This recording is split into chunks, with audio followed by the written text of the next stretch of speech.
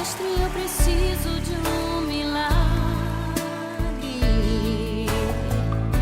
Transforma minha vida, meu estado. É com muita honra que eu apresento Eduardo Aracaki Júnior. Ele é engenheiro de produção e ele exerce as seguintes atividades. Eu tive que aqui fazer bem um resumo. Coordenador da ASA, Ação Social Aliança, na gestão das Casas Lares em Porto Alegre. Líder da ONG Escola da Vida, atuando em colégios aqui da região. Líder do projeto FASE, junto aos presídios. Trabalha também como voluntário com crianças carentes, hospitais, presídios, moradores de rua e em escolas da nossa localidade. Eu queria que tu contasse em detalhes um pouquinho mais sobre essas tuas obras voluntárias aqui, que vai nos inspirar muito, tá? Então, fica com a autoridade sobre esse momento aqui, sobre a nossa reunião. Certo, boa noite a todos. Boa noite. Quero agradecer pela oportunidade. A última vez que eu estive aqui foi em 2009. Ou a palestra foi muito ruim, ou foi muito boa, demorou um pouquinho para eu voltar. Mas eu quero dizer que é uma alegria poder estar aqui. Eu sou quase de outra cidade, né? A Zona Sul, moro na Zona Sul, é quase um palestrante de outra cidade, né? Mas, como foi apresentado, meu nome é Eduardo, sou formado em engenharia de produção, e como aprendemos na faculdade, tudo que pode ser produzido pode ser melhorado, então é uma gama muito ampla. Porém, nos últimos anos eu venho trabalhando em ONGs, já trabalhei com auditoria e tudo mais, mas eu vou ir contando aos poucos aqui, porque eu não quero começar dessa ponta. Eu vou chegar aqui onde eu cheguei, mas eu quero fazer antes aqui um bate-papo, uma conversa com vocês. Eu estava assistindo uma pesquisa, depois vocês podem procurar, que foi um estudo de gerações. Eu achei interessantíssimo, porque nessa pesquisa, geralmente quando é pesquisa de gerações, a pesquisa morre quando morre o pesquisador. No entanto, nesse caso, eles deram continuidade, foi uma pesquisa feita em Harvard, e a pesquisa era muito interessante porque ela tratava sobre um assunto comum a todos. Eles pegaram adolescentes da década de 30 em Boston e fizeram a seguinte pergunta: o que é necessário para ser feliz? Aqueles adolescentes responderam: dinheiro, poder, fama e tudo mais. Eles foram, ao longo da vida, fazendo encontros com eles e com seus sucessores. Vou resumir aqui. Chegou no final, eles se deram conta, tanto eles quanto os seus sucessores, que nem uma daquelas coisas que eles achavam que era necessário para ser feliz, era necessário para ser feliz. E que se eles pudessem ter gasto o seu tempo, que é um recurso precioso que temos, tempo é recurso, eles teriam gasto de outra maneira. E também que eles perceberam que aqueles que de alguma forma chegaram na sua trajetória isolados, sozinhos, deprimidos, o seu estado de espírito influenciava na sua recuperação de doença, ou potencializando ou para bem ou para mal. Mas eles perceberam que aqueles que eram mais felizes eram os que tinham melhor relacionamento com seus cônjuges, cercados de amigos, e que aqueles que andavam mais isolados foram os que terminaram mal. E tem outras coisas também, mas eu me identifiquei com isso, porque eu percebi que eu também estava no meu íntimo movido por esse mesmo vazio e buscando as mesmas coisas que aqueles adolescentes da década de 30 buscavam. Eu achava que para ser feliz era necessário ter fama, era necessário ter muito dinheiro, era necessário uma série de coisas E eu fui correndo loucamente atrás delas, com esse vazio no meu coração. E eu nessa angústia de querer ser feliz, e por trás de tudo que o homem faz, ele tem esse vazio. A felicidade. E eu, na minha adolescência, já me frustrei por ver que muitas das coisas havia um abismo entre o que eu queria na vida e a minha realidade. E na minha adolescência eu acabei indo para o submundo das drogas. Por incrível que pareça. Eu cresci com meu pai longe. Meu pai desde cedo foi morar no Japão, viveu 20 anos no Japão, e todo adolescente, todo homem busca uma identidade, quer ter o pai perto, e eu com meu pai longe.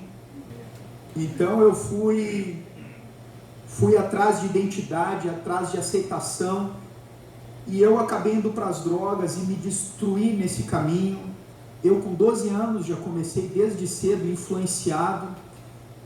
Com 15 anos, eu, apesar de ter tido uma boa educação, minha mãe me criando, meu pai nos dando condições, ele foi por causa das nossas condições financeiras, mas nós sabemos que paternidade não é apenas dinheiro, é presença. Eu fui aprender isso depois, e eu fui desde cedo para a droga porque eu queria preencher aquele vazio do meu coração de todas as formas. Eu achava que era por meio dos prazeres, festas, drogas. Tem uma frase que é dita numa música muito conhecida no mundo: eu prefiro viver 1000 anos, 10 anos a 1000 que 1000 anos a 10. E eu compactuava com isso, achava que, bom, já que eu vou um dia morrer, eu vou fazer de tudo que eu desejar para ser feliz. E quanto mais eu me lançava nesses prazeres, pior eu me encontrava. E com 15 anos, eu conheci um mal da sociedade chamado crack. E eu fui para o crack. Tudo por causa dessa angústia. Não precisava, mas eu fui. E eu poderia aqui contar muitas situações que eu passei dentro desse contexto, porque na verdade a história é a mesma, só muda o personagem. E eu estava cada vez mais, aos poucos, morrendo, me matando e matando aqueles que estavam ao meu redor, minha família, gerando tristeza atrás de tristeza. Quase morri algumas vezes na drogadição. A minha família sofreu demais. Já teve amigo meu que tentou se matar na minha frente e eu tive que segurar, e eu ia de mal a pior. Porém, quando a palavra talvez mais adequada para me descrever era impossível, foi num momento assim que as pessoas me olhavam. Eu estava num quadro da dor, porque quando tu olha pessoas que estão nesse tipo de nível, a primeira coisa que nos vem é atravessar a rua. Não tem chance, não tem esperança. E às vezes tem pessoas que por muito menos desistem. Eu vou abrir aqui um parênteses na minha história, para contar em paralelo muitas outras histórias que eu poderia contar aqui, que vocês mesmos conhecem. Quem conhece a história do Nick Fujiki, que é aquele cara que não tem pernas nem braços, dá palestras de autoestima. Ele disse que com 9 anos pensou em se matar porque achou que a vida dele não tinha mais valor, ele não é ser ninguém, nunca ia se casar. E disse que quando ele entrou na banheira para se matar com 9 anos de idade, ele ouviu uma voz que disse para ele: eu me importo contigo, a tua vida tem propósito. Ele saiu daquela água, hoje é milionário, pai de família, porque ele deu ouvidos a essa voz. Viaja o mundo inteiro dando palestras. E eu estava muito melhor, entre aspas, né? Às vezes nós vamos acabando a nossa vida, nos desanimamos por muitos problemas que vêm. Eu estava assistindo o filme do Steve Jobs, não consegui terminar. Era um cara que rejeitou a filha, depois até deu uma guinada na vida dele. Mas eu fico pensando, se esse homem soubesse o fim que ia levar, depois de ter gasto toda a sua vida, energia e tempo, por um patrimônio que outros vão usufruir, será que ele teria vivido da mesma forma? Uma vez fizeram uma música de um epitáfio, que é muito conhecida. e que essa não seja a nossa história. Queria ter abraçado mais, chorado mais, ter visto o sol se pôr. Como temos gastado a nossa vida? Voltando agora para a minha história, eu, nesse quadro muito difícil da minha vida, a minha mãezinha, eu trouxe ela aqui, ela é uma história à parte. Ela se colocava de joelho no lado da minha cama. Quem é que já ouviu a frase, mães de joelho, filho em pé? Eu sou um exemplo disso. Minha mãe se colocava de joelhos e dizia, Ele pode. Deus, Tu podes transformar a vida do meu filho. Ainda que tudo diga não, ainda que as circunstâncias digam não, se Tu disseres sim, é sim. Deus, transforma a vida do meu filho. E eu nem sabia que ela orava por mim. E lá em 2004, eu ainda confesso que eu não conseguia achar uma palavra capaz de descrever aquele momento. Eu estava com uma vida totalmente destruída, sem esperança, apesar de jovem. Eu tive um encontro com aquele que não só dividiu a história da humanidade, que é a razão desse encontro, Jesus Cristo. O que Ele fez e falou atravessou fronteiras e gerações, atravessou posições das maiores potências do mundo antigo.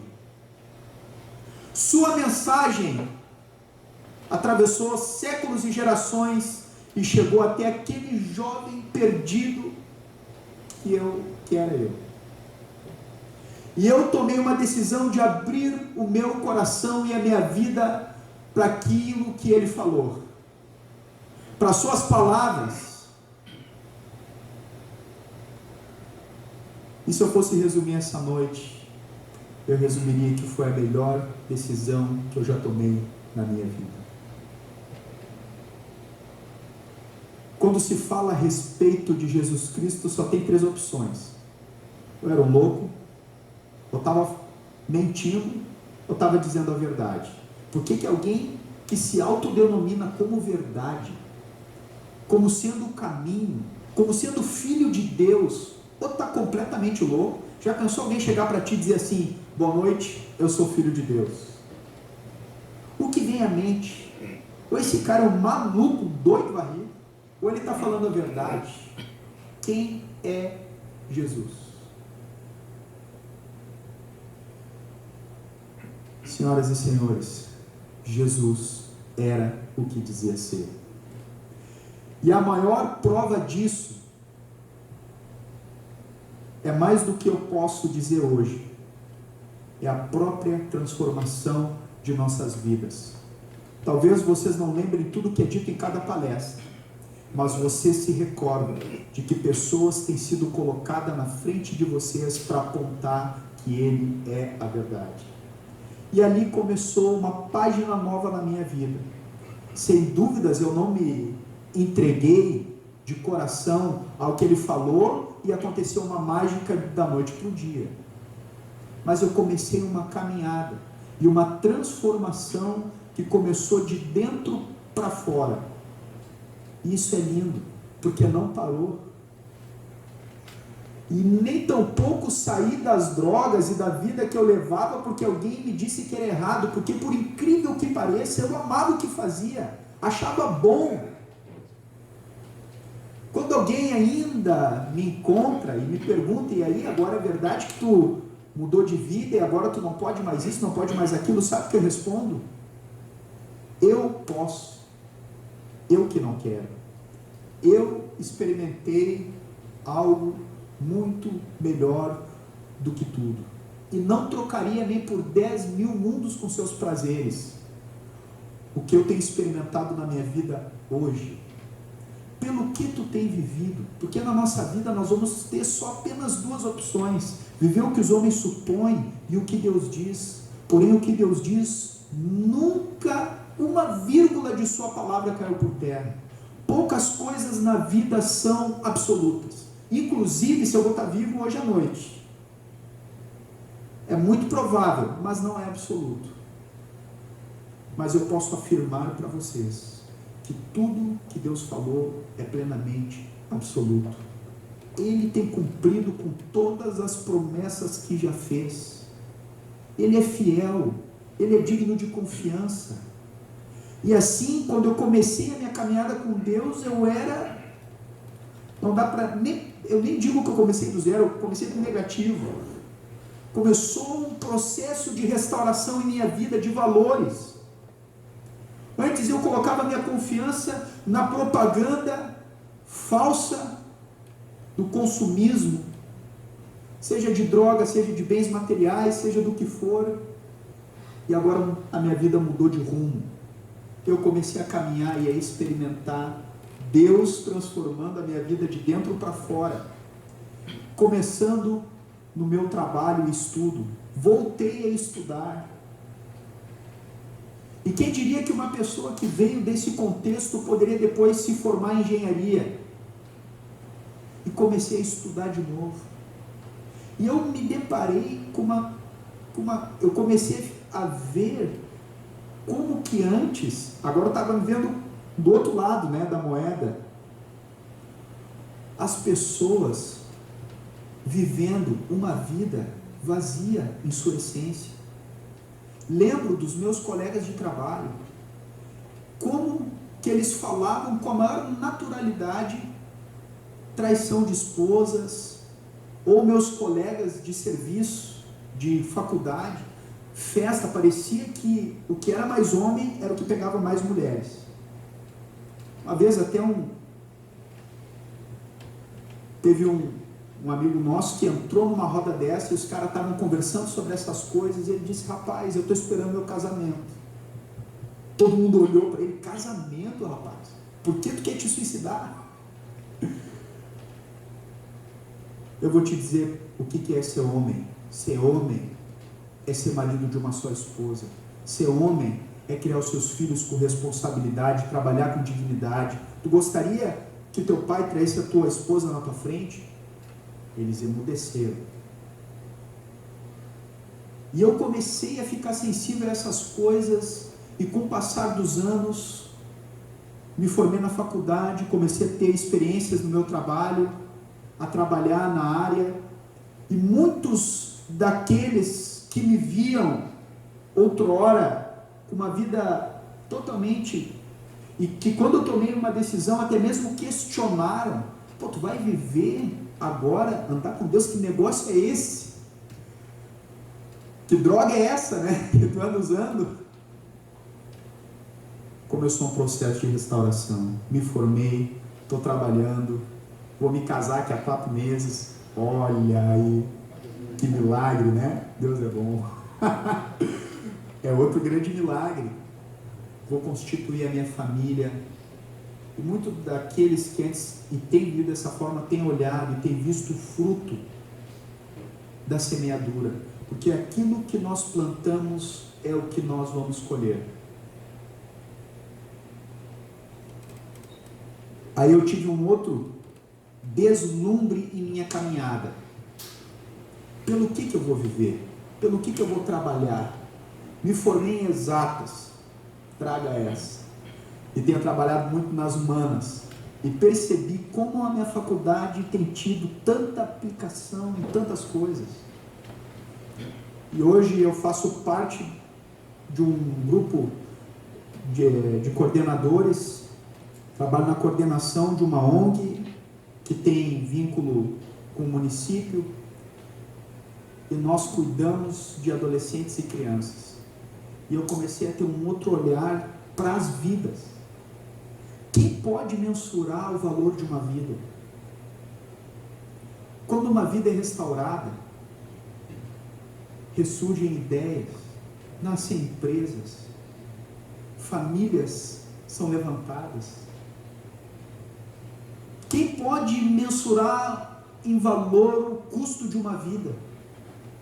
E eu comecei a trabalhar em reconstrução de vidas. E eu digo para vocês, é o meu maior prazer. Eu estou em toda parte trabalhando em restauração de vidas. E quanto custa para o Estado um bandido, uma família desordenada? Tem um prejuízo muito grande. E hoje, eu tenho visto que quanto mais as pessoas se afastam da fé, se afastam dos princípios de Deus, mais a família vai se diluindo. Já faz um teste, pergunta no teu apartamento, no teu bairro, ou te faz essa pergunta: se tu saísse para perguntar, bater de porta, como está a tua família? Que resposta as pessoas te dariam? Raramente tu vai ver famílias ordenadas, marido e esposa, com bodas de ouro, de prata, né? Casamentos que são indissolúveis. Me lembro quando passeava, quando criança, pelas ruas e via aquelas luzes de Natal, as famílias juntas. Já parou para andar pelas ruas no Natal, nos nossos dias? Apagaram-se. Porque a família foi sendo destruída. Mas as coisas não estão perdidas. Assim como eu fui restaurado, hoje eu também trabalho na fase com adolescentes infratores e que em sua maioria vem de famílias destruídas. Nós também fazemos um trabalho com os pais. Uma vez por mês nós montamos um mesão lá no pátio da fase, uma tenda, e aí nos juntamos um grupo de pessoas e servimos para eles um cafezão, uma refeição. E a maioria não tem pais, é só mães que vão lá visitar, famílias destruídas. E também trabalho com projetos em escolas. Até agora fui chamado para fazer um trabalho numa escola onde uma aluna se matou. Ela já se cortava e tem sido o mal do século, a depressão e o suicídio. Inclusive, os países de primeiro mundo são os que mais sofrem com índice de depressão e suicídio. Abrindo aqui um parênteses, eu falei com uma amiga minha da Suíça e eu perguntei para ela estava mostrando umas fotos. É o terceiro IDH do mundo, se eu não me engano, a Suíça. E perguntei para ela o que as pessoas sofrem lá, porque aqui no Brasil nós temos corrupção, violência, drogadição, mas e lá? Tudo funciona, dá certo, as pessoas, tudo que elas desejam, elas têm acesso. Ela disse: lá as pessoas sofrem muito com a depressão e o suicídio. Meu pai também, que viveu no Japão, a mesma coisa. Fecho parênteses, estava lá na escola e nós fizemos uma roda lá, aplicamos a justiça restaurativa, que é um método para de alguma forma alcançar o coração e ajudá-los. E eles, muitos deles já haviam pensado em se matar. Muitos adolescentes, alguns até chorando. Então nós trabalhamos nas escolas também. Estamos lá resgatando a nossa geração que cada vez mais está destruída.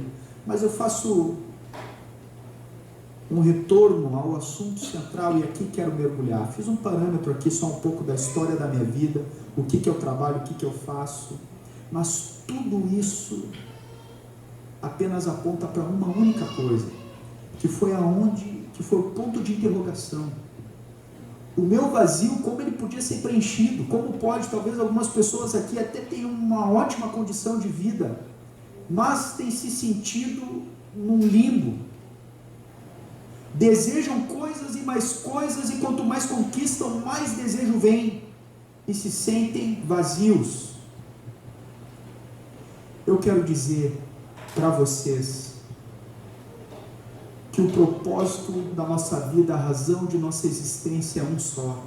Nós nascemos para andar com Deus. Mais do que frequentar uma igreja, mais do que participar de reuniões, nós fomos criados por uma razão. Quando nós observamos, eu lembro nas minhas aulas de física, a simetria exata com que todas as coisas foram criadas. o eixo da terra aponta para uma mente inteligente que criou todas as coisas. A tua vida é única. Esses tempos vi uma foto que o telescópio Hubble da NASA tirou de uma galáxia lá distante. E lá no buraco daquela galáxia havia o formato de uma cruz. Também no nosso corpo tem uma substância chamada laminina. Depois tu põe no Google e procura. Ela está em todo o nosso corpo, ela une as proteínas, o formato de uma cruz. Deus deixou essas marcas. É dito que o nome de Deus, que já, se tu perguntar para o judeu ortodoxo, ele já não lembra mais, porque eles não citam, quanto muito, 3 vezes o nome de Deus no ano. Yavé, o nome impronunciável, né? YHWH, diz que é o som da nossa respiração. E abriram o nosso DNA, e numa numeração em hebraico dá esse nome, Yavé. Nós nascemos para Ele. Eu, quando tomei essa decisão, nenhuma droga, nenhum prazer pôde me dar a sensação que eu tive e tenho até hoje, de paz. Eu tenho paz. E hoje eu posso bradar para vocês, eu sou o homem mais feliz dessa terra. Não há nada que me alegra mais do que viver o que eu tenho vivido hoje. E a razão da nossa alegria, ela é uma só. E nós nos sentimos às vezes até meio angustiados, porque ainda que eu tivesse uma oratória perfeita e todos nós pudéssemos usar 100% da nossa capacidade mental, nós não conseguiríamos começar a expressar tudo que temos vivido de alegria nessa nova vida.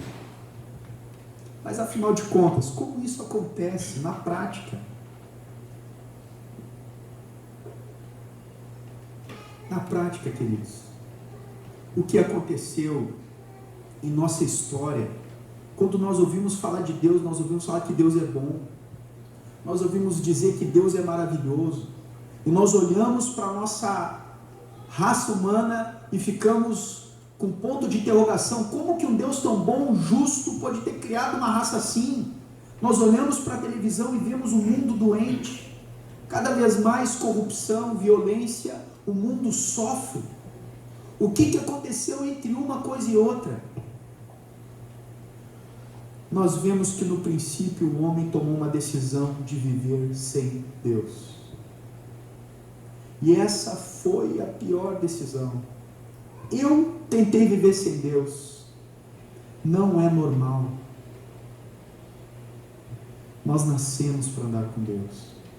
Porém, quando o homem se afastou de Deus, esse vazio passou a existir dentro de si, porque o vazio do coração de cada homem, ele é do tamanho de Deus.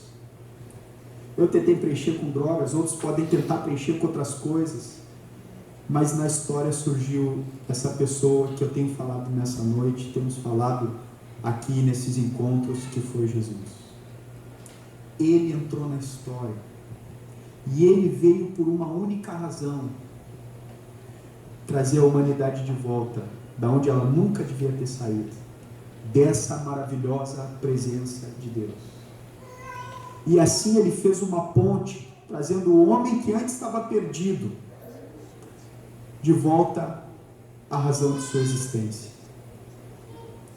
E assim, meus queridos, associação dos homens de negócio do Evangelho pleno. O que pode tornar o homem pleno, senão Deus? O Evangelho significa boas notícias. E nós queremos aqui dar uma boa notícia para vocês. Essa boa notícia é que antes nós estávamos perdidos, mas que Deus nos amou. Sabe de uma coisa? as pessoas no mundo valem muitas vezes o que têm. Se tu tem uma posição social, um status, tu vai ser tratado de uma determinada maneira. Até chegar alguém que é melhor que tu, ou tem mais beleza, fama. Inclusive, há muitos lugares na vida que nós não vamos conhecer por não sermos talvez ricos ou importantes o suficiente. Mas para Deus não é assim. Tua vida vale muito. Tua vida vale a pena. Tu és importante para Deus. Nós nascemos, sobretudo, para amarmos e sermos amados. E quando eu fui para a droga, eu tinha uma crise de identidade, porque eu queria ser aceito e amado por alguém. Porém, o mundo não me estendeu essa mão. Eu não tinha amor nas rodas que eu ia, cada um corria por si. E eu me decepcionei porque vi isso. Cada um vale o que tem. Mas eu queria dizer para vocês que a razão pela qual Jesus veio na terra foi porque Deus te amou. E a tua vida vale muito para Deus. Deus conhece o teu coração. Sabe o que tu tem buscado. Sabe dos teus anseios, planos e propósitos. Mas dentre as muitas vozes que ecoam no mundo, ecoa também a voz desse Jesus, chamando todos em toda parte para que venham e bebam dessa água que sacia a sede do homem. Não há alegria maior do que essa. Agora nós passamos pela Páscoa. É interessante porque a Páscoa fala lá da história, 1500 anos antes de Jesus. Quando teve aquele acontecimento no Egito, e todos vocês conhecem que aquele grupo de imigrantes lá estava no Egito, e ali Deus tinha usado a vida de Moisés para trazer uma palavra para aquele imperador, para aquele faraó, para que ele liberasse o povo. E ele não quis. Deus trouxe uma punição, e dentre essas punições, a última nós sabemos da história, que era o anjo que levaria os primogênitos. Porém, aqueles que tivessem o sangue nos umbrais da porta, o anjo ia passar por cima. É interessante que aqui é Páscoa, né? Páscoa, até um nome meio esquisito, Páscoa. Estados Unidos é o dia da ressurreição, né? Mas essa palavra Páscoa é fantástica, porque tem a ver com isso. O anjo passou, e aqueles que tinham esse sangue. Quando Jesus veio na terra, João Batista olhou para ele e disse: eis o Cordeiro de Deus, que tira o pecado do mundo. E quando ele foi crucificado, eles não se deram conta. Sabe quando Jesus foi crucificado? Na Páscoa. Porque ele é esse Cordeiro que deu a sua vida a nosso favor, para que nós pudéssemos passar da morte para a vida. Porque quando o homem pecou contra Deus e se desviou do propósito da sua criação, a morte entrou no mundo. A morte não é natural. O homem não nasceu para morrer. Eu vou, dentre os lugares que eu vou nos hospitais. Que drama é ver pessoas em face da morte. O homem não nasceu para morrer. Que triste é a morte. Saber que apesar de todos os nossos esforços para fazer tanta coisa nessa vida, a morte pode bater em nossa porta amanhã. O homem não nasceu para morrer. Ele nasceu para viver. Por isso o homem não quer aceitar, não pensa sobre, foge, faz de tudo para querer viver mais. Já salvei um amigo meu uma vez se afogando no mar. O que é o desespero pela vida? Quase morremos juntos ainda. Fui salvar ele, me puxava, eu puxava ele e a gente conseguiu sair. O homem nasceu para viver. E quando Jesus morreu, aconteceu algo que faz toda a diferença. Ele deu a sua vida, porém ele ressuscitou. E nós estamos aqui para falar para vocês que nós vivemos para alguém que está vivo. Vivinho da Silva, ele está vivo. Ele era quem dizia ser. Tudo que ele fez e falou na sua época apontavam para que ele era a verdade, para aquilo que já havia sido predito antes, que viria um Salvador no mundo, que resgataria o homem daquele buraco, daquele caminho de destruição que aos olhos dele está encoberto, que por trás é a morte e que eu trilhei também. E ele resgatou o homem de volta para Deus, porque antes era impossível que o homem pudesse salvar-se a si mesmo, mas Jesus não, ele é perfeito, e ele desceu, ele morreu pela tua vida. E a maior prova do amor é a morte, é o sacrifício. Eu por muitas vezes achei que o amor era um sentimento, o sentimento vem e vai, oscila. Agora alguém morrer por ti, já parou para pensar nisso? Jesus morreu pela tua vida, para te resgatar desse caminho de vazio, esse caminho de morte, para te dar nova vida. E hoje ele quer fazer isso. Hoje ele quer te dar essa oportunidade. Porém, Deus não força ninguém, ele convida. Lembro quando o príncipe da Inglaterra casou, teve pessoas que fizeram loucuras para poder estar naquele casamento. E recebeu um convite daquela carta que era escrita pelo próprio punho da rainha.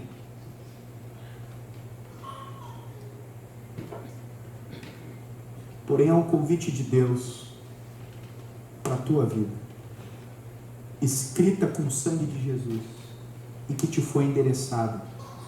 Há um convite de Deus que ecoa pelos séculos e gerações. Alguns vão dar ouvido e vão experimentar o que em toda a história aqueles que disseram sim têm experimentado. Esse mesmo depoimento que tem sido de todos aqueles que dizem sim.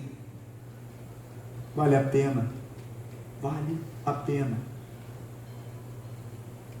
Ele é o que dizia ser. E hoje, Deus também quer ouvir a tua voz. Não foi por acaso que tu está aqui sentado, ouvindo falar de alguém que passou pela terra há mais de 2000 anos e que transformou uma vida hoje, de um contexto que era terrível, de drogadição, transformou um cara que era antes um drogado e agora está aqui para dizer para vocês que tudo foi graças a Ele. Não foi por acaso. É porque Deus é real e Ele é quem está te chamando. Esquece a minha limitação, a nossa limitação de expor a grandeza do que temos falado. Mas encara o fato, Deus está batendo na porta do teu coração. Ele está te fazendo um convite hoje. Venham a mim, todos os que estão cansados e sobrecarregados, e eu te aliviarei. A paz que tu tem buscado, talvez em dinheiro, um amor humano, sonhos, Ele tem para te dar. Essa vida maravilhosa que Ele sonhou que o homem tivesse, Ele quer restaurar na tua vida. Talvez tu não saiba, mas por trás de tudo que tu tem feito, há um grito na tua alma, por Deus. Hoje eu posso dizer, eu sou pleno. Não por causa de uma posição social, por causa de dinheiro, ou por causa do meu casamento, que tem uma grande parcela nessa minha alegria, mas eu sou pleno porque Deus entrou na minha vida. Que voz tu vai seguir? Da tua consciência? Que voz tu vai ouvir? Em quem tu vai confiar? Eu te aconselho a dar ouvidos a essa voz. Esse convite não é nosso, esse convite é de Deus. E nós queremos orar. Eu descobri que orar é conversar com Deus. E uma vez eu ouvi uma frase: é melhor que tu ore com o coração, ainda que sem palavras, do que com palavras e sem coração. Deus não está preocupado com a eloquência da tua oração, se tu ora certo ou errado. Para Deus não existe oração certa ou errada. Existe a que é do coração e a que não é do coração. E Ele sonhou, desejou ouvir a tua voz. E agora que nós vamos orar, se alguém aqui hoje quer atender esse chamado dos céus, esse chamado divino, esse chamado de Deus, esse chamado que custou caro, mas que Deus pagou na pessoa do seu filho, podem orar junto comigo. Nós vamos orar agora, e esse é um momento muito sério. Ele é muito sério, porque ele é singular. Não presta atenção na pessoa que está do teu lado, não precisa ter vergonha, mas nós todos aqui vamos orar. Então eu vou pedir para que, junto comigo, vocês fechem os seus olhos. E se tem alguém aqui que quer atender a essa voz e tomar uma decisão de viver para Deus, isso é pessoal, não é porque eu estou falando no microfone, mas é tu e Deus, esse convite que Deus está te fazendo nessa noite. Se tu quer atender esse convite, e aqueles que um dia já fizeram essa decisão e querem renovar comigo, eu convido para orarmos juntos. E repita, apenas se for do coração, ninguém se sinta obrigado a nada. Senhor Jesus, nessa noite, eu quero entregar a minha vida nas tuas mãos. Eu quero tomar uma decisão